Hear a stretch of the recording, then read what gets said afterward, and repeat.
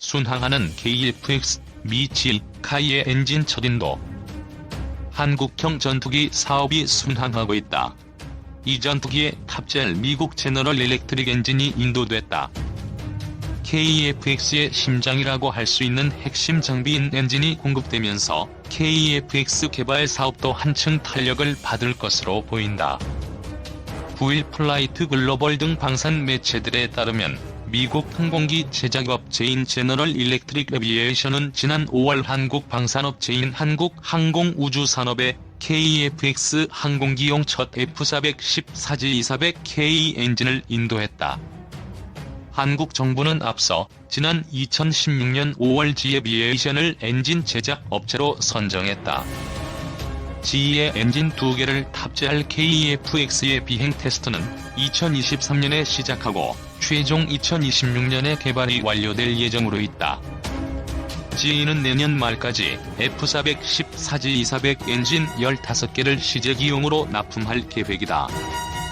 플라이트 글로벌에 따르면 G의 F414 엔진은 1998년부터 실전에 배치된 엔진으로 1750여 개가 인도되고 460만 비행 시간을 기록한 검증된 제품으로 알려져 있다. G-에비에이션 관계자는 F414는 KF-X 외에도 보잉의 미 해군 함재기인 FA-18E/F 슈퍼호넷과 전자전기 EA-18G 그라울러, 스웨덴 사부사의 그리펜 제임즈 39E/F, 인도 테자스 마크 2 등이 이 엔진을 장착했다고 설명했다. 한국군은 노후 F4D 팬텀과 F5E/F를 KF-X로 대체할 계획이다. 이를 위해 한국 공군은 총 120대를 도입하고 G는 엔진 240개를 공급할 것으로 알려졌다. 앞서 G는 지난 2016년 KF-X가 장착할 엔진으로 F410-4G200 엔진을 제안했다. 당초 KF-X 엔진 공급 입찰에는 G와 유럽 엔진 제조업체 유로제트가 참가해 치열한 경합을 벌였으나 G가 낙찰됐다. G의 F410-4G200 엔진은 F터버너 가동 시 최대 주력이 21,500파운드에 이르고 길이 3.92m, 무게는 1,151kg이다. 첫 공개된 KF-X 실물 이론 모습 F-35A보다 기동성 우위. F-35A보다 조금 더 큰 외형 저피탐 전투기로 설계. 레이저 통합 직격탄, 한국형 타우루스 등 장착 가능. 단좌식, 복좌식 동시에 개발 공중급유 기능도 갖춰 한국형 전투기 1:1 실물 모형이 일반에 처음으로 공개된다. 오는 2021년 시제기가 제작될 KF-X의 미래를 가늠할 수 있어 관심이 쏠린다. 서울국제항공우주 및 방위산업전시회 2019 행사 관계자는 개막일인 오는 15일부터 20일까지 성남 서울공항에서 KF-X 실물 모형을 전시한다고 14일 밝혔다. KF-X는 다기능 이상 배열 레이더와 최신 정밀유도 무기 등을 장착해 지상과 해상, 공중에서 정밀 타격 수행이 가능한 다목적 전투기로 개발될 예정이다. KF-X를 주관하는 한국항공우주산업 측이 공개한 재원 설명에 따르면 KF-X는 길이 16.9m, 높이 4.7m, 폭 11.2m로 F-35E 스텔스 전투기보다 조금 더 큰 규모로 제작될 예정이다. F410-4G200K 쌍발 엔진을 탑재할 KF-X의 최대 추력은 44,000파운드, 최대 시속은 2200km다. 항속거리는 2900km, 최대 탑재량은 7700kg, 최대 이륙重量은 25,600kg을 목표로 한다. 이날 프레스데이에 사전 공개된 KF-X 실물 모형에서 가장 눈에 들어오는 부분은 전체적인 외형이었다. 한눈에 봐도 F-35A보다 크지만 기존 스텔스 전투기들과 비슷한 외형으로 설계해 피탐률을 최소화했다. 4.5세대 전투기로 개발될 KF-X는 스텔스 기능은 없지만 저피탐 전투기로 적 후방을 은밀하게 타격하고 동시에 항공기 생존성을 높일 수 있을 것으로 전망된다. 주날개 하단에는 480갤런 외부 연료 탱크와 함께 BLU-109 벙커버스터가 결합된 LJDAM 레이저 통합 직격탄과 독일제 아이리스-T 단거리 공대공 미사일 등이 장착됐다. 또 기체 하단에는 영국제 공대공 미사일 미티어 4발을 무장할 수 있게 설계됐다. KF-X는 피탐률을 줄이기 위해 하단 공대공 미사일을 내부로 무장할 수 있다. 향후 미 해군의 승인이 나오면 AIM-120C 중거리 공대공 미사일과 AIM-9X 사이드 와인더 단거리 공대공 미사일 등도 장착할 수 있다는 게 카이 측 설명이다.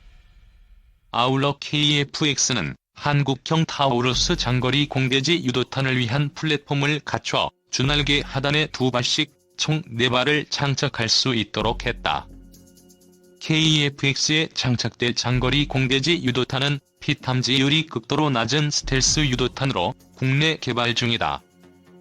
이와 함께 KF-X는 기체 하단에 전자광학 표적 추적 장비로 지상 목표물을 탐지하고 추적할 수 있도록 했다. 또 적이 공대공 미사일 등을 탐지하는 적외선 추적 장비와 전자파 방해 장비 등을 달아 생존성을 향상시켰다.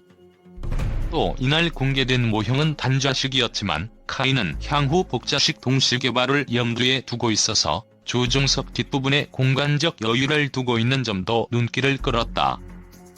이밖에 KF-X는 우리 군의 KC-330 시그너스 공중급유기 전력화에 맞춰 공중급유 기능도 갖춰 작전 반경을 극대화할 수 있도록 했다. KF-X5는 2021년 상반기에 시제기 1호기 출고를 목표로 하고 있다. 2022년 상반기에 초도 비행시험을 시작으로 2026년까지 개발을 완료하고 6대를 먼저 생산할 예정이다. 카이 관계자는 F-35A가 마하 1월 6일 속도로 난다면 KF-X는 마하 1.8로 날 수 있다며 F-35A보다 기동 성능이 더 좋을 것이라고 밝혔다. 그러면서 KF-X 운용 비용은 F-15K와 비슷할 것으로 본다며 F-35A 운용 비용이 F-15K의 2배 정도가 된다고 설명했다. 다만 당초 ADX 2019를 계기로 KF-X의 제식 명칭이 확정될 수 있을 거라는 관측이 있었으나 이번 행사 중 명명식은 따로 열리지 않는 것으로 전해졌다. 일각에서는 공군 창설 70주년을 맞아 KF-X의 제식 명칭을 KF-70으로 할 수 있다는 관측도 나온다. T-50 고등훈련기도 지난 1999년 공군 창설 50주년을 배경으로 명명된 바 있다. 카이 관계자와 공군 관계자는 실제 제작에 들어가는 단계가 돼야 명명식이 이루어지지 않겠냐며 아직 정해진 명칭은 없다. 현재는 KF-X로 부른다고 전했다. 한편 이번 ADX 2019에서는 한국형 소형 무장 헬기의 첫 시범 시행도 진행될 예정이다. LAH는 유로콥터사가 개발한 민수용 헬기 255를 기반으로 출력 등을 개선해 만든 공격 헬기다. LAH는 기총과 함께 한국형 헬파이어로 불리는 공대지 유도무기 천검을 장착할 수 있는 플랫폼을 갖추고 있으며 360도 회전과 후방기동, 급상승, 장애물 회피기동 등을 신속하게 할 수 있다. 이니 속속이지만 포기할 수 없는 한국형 전투기 사업. 한국형 전투기 공동개발국인 인도네시아가 예산 부족을 이유로 사업 분담금 지급을 미루고 있다. 그 여파로 한국형 차세대 전투기 사업의 전망이 어두워졌다는 지적이 나오지만 우리 정부로서는 이제 와서 사업을 포기할 수는 없는 노릇이다. 사업 중요도를 감안했을 때 더 이상의 궤도 수정은 어렵다는 게 중론이다. 인도네시아의 목리로 위기에 처한 한국형 전투기 개발 사업은 20년 가까이 된 수건 사업이다. 2001년 3월 당시 공군 사관학교 졸업식에서 김대중 대통령이 국산 전투기 개발 계획을 언급한 게 사업의 시작이다. 보람의 사업으로도 불리는 이 사업의 목표는 우리 공군의 노후 기종인 F4, F5를 대체할 새 전투기를 직접 개발하는 것이다. 하이 미디엄 로우 전투기 운용 개념에 근거해 미디엄급 전투기를 개발하는 게 군 당국의 목표다.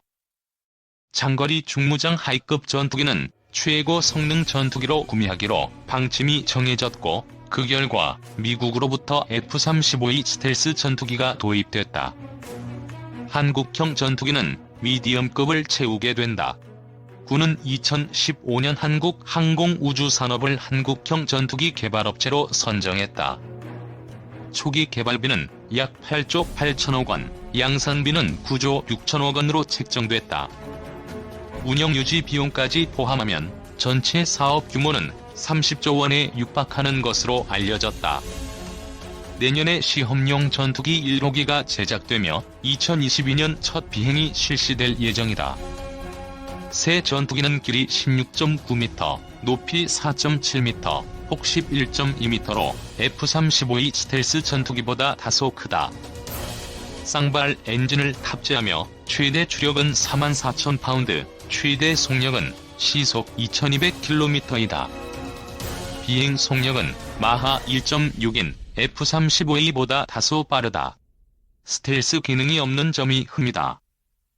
우리 정부가 60%, 인도네시아가 20%, 한국 항공우주산업이 20%의 개발비를 분담할 예정인데 인도네시아가 비협조적으로 나오는 게 골칫거리다. 인도네시아 정부는 한국형 전투기 개발비 8조 5천억 원 중 20%에 해당하는 1조 7천억 원을 부담하기로 했지만 2,272억 원만 내고 나머지를 내지 않고 있다. 인도네시아는 더 많은 핵심 기술을 이전해달라며 재협상을 요구하는 것으로 알려졌다. 이 과정에서 인도네시아는 러시아, 프랑스 등과 전투기 도입 협상을 벌이는 등 우리 정부를 애타게 하고 있다.